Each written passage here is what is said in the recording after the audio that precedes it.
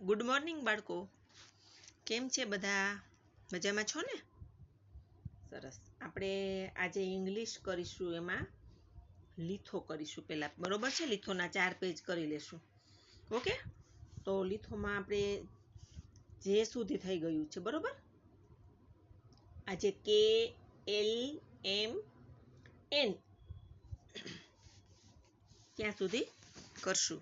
તો જુઓ, કે ફોર કી છે અને કે ફોર કાઇટ છે.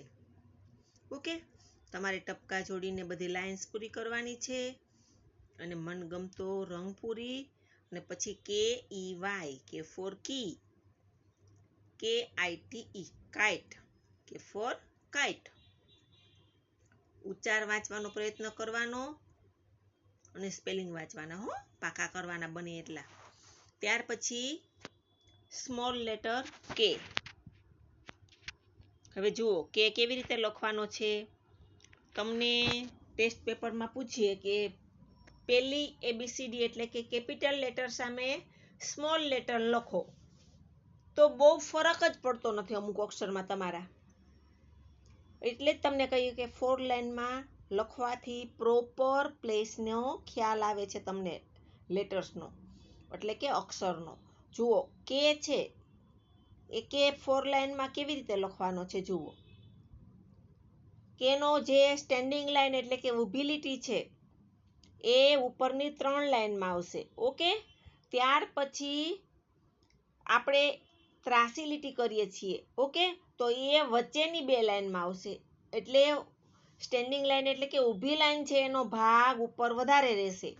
ઓકે, આ રીતે જ ઇંગ્લિશનો પહેલી બીજી એબીસીડી એટલે કે સ્મોલ લેટરનો કે કરવાનો છે. બધાએ ખાસ જોવાનું છે, હો બેટા. હવે પહેલી 3 લાઇન છે એમાં તમારે ડોટ્સ બધા જોઈન્ટ કરીને કે ઘૂંટવાનો છે, અને બાકીની બધી લાઇન્સની અંદર કે નવા લખવાના છે તમારે, અને મોતી જેવા ચોખ્ખા અક્ષરે લખીને પ્રેક્ટિસ કરવાની છે. ઓકે, એટલે તમને કે નું પ્રોપર રાઇટિંગ આવડી જશે. હવે જુઓ, L for lotus, L for lion. હવે લોટસના ડોટ્સ તમારે જોડવાના અને ચિત્ર પૂર્ણ કરવાનું, લાયનમાં પણ એમ જ. અને મનગમતો રંગ પૂરીને L for lotus, LOTUS, lotus એટલે કમળ, LION, L for lion, LION, lion એટલે સિંહ, સાવજ કહીએ છીએ ને આપણે. તો આ રીતે તમારે ટપકા જોડીને ચિત્ર પૂર્ણ કરવાનું છે અને રંગ પૂરવાનો છે. હવે એલ છે એની પહેલી 3 લાઇન્સ છે એ ઘૂંટીને તમારે એલ કરવાનો છે, અને બાકીની 3 લાઇનમાં નવું લખીને તમારે પેજ પૂર્ણ કરવાનું છે. હવે એલ છે એ કઈ રીતે લખાશે? ઉપરની 3 લાઇનમાં. જુઓ, ઉપરની 3 લાઇનમાં. ઓકે, ખાસ યાદ રાખવાનું છે. તમારે 4 લાઇનમાં પ્રેક્ટિસ પછી કરવાની છે. ઓકે, ત્યાર પછી એમ અને એન.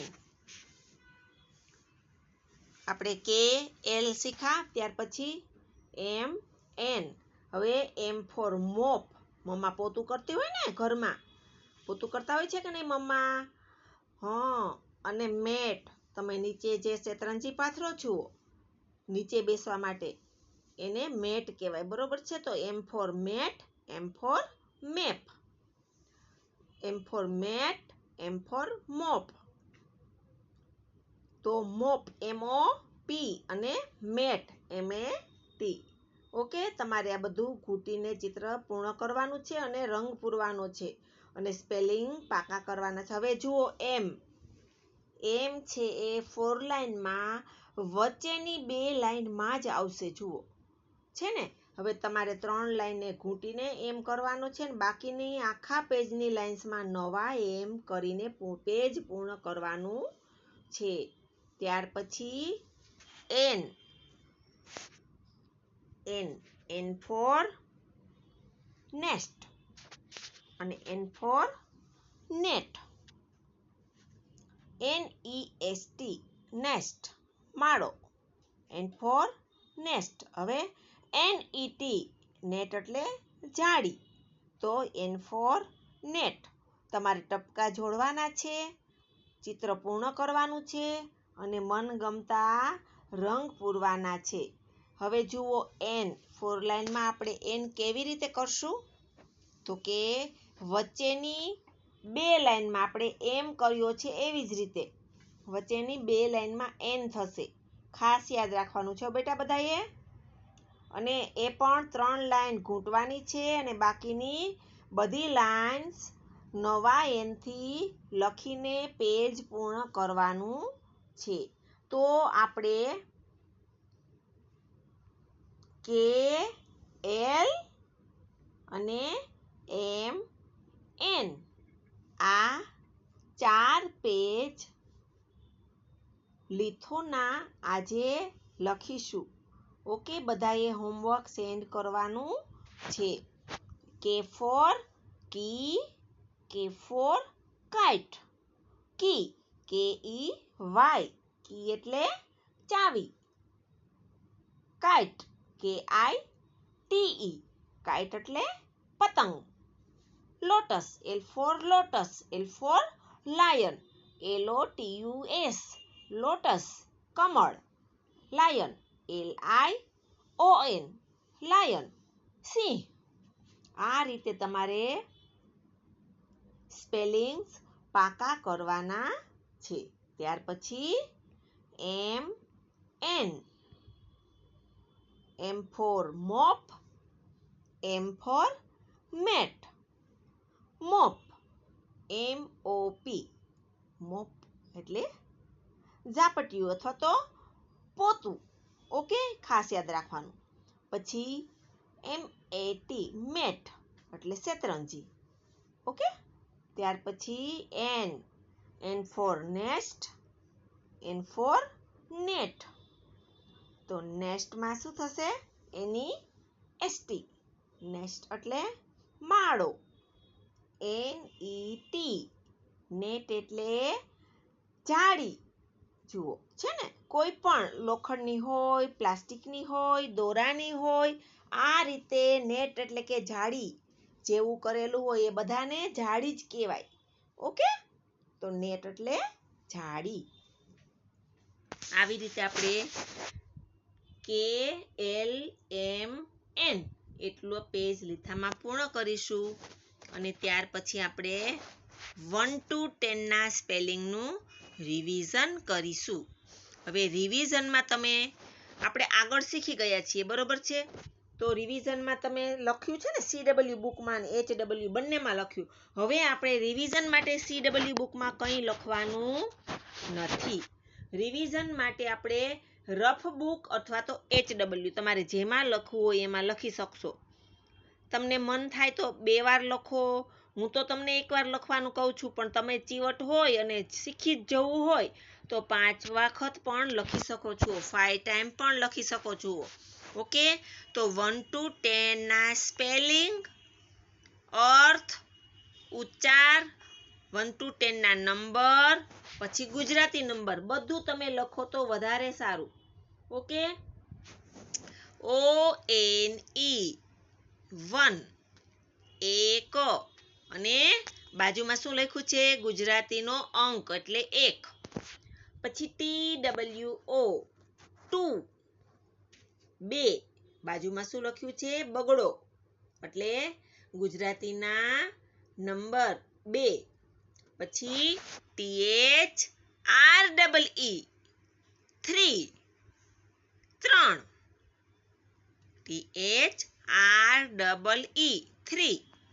3 અને 3 અંક ગુજરાતીનો. ઓકે, 4 FOUR 4 4, ગુજરાતીના નંબર 4. એ રીતે આપણે સ્પેલિંગ, ઉચ્ચાર, અર્થ અને અંક બધું જ સાથે લખશો તો તમને ક્યારેય ભૂલ પડશે નહીં. હવે 5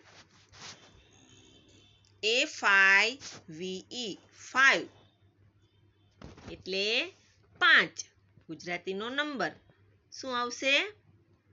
પાંચડો એટલે પાંચડે 5. ઓકે, એ રીતે 1 to 10 ના number, English number, Gujarati number અને ગુજરાતી અંક અને ગુજરાતી અર્થ અને ઉચ્ચાર સ્પેલિંગ આ રીતે બધું જ એકારે લખશો એટલે ક્યાંય કન્ફ્યુઝન થશે નહીં.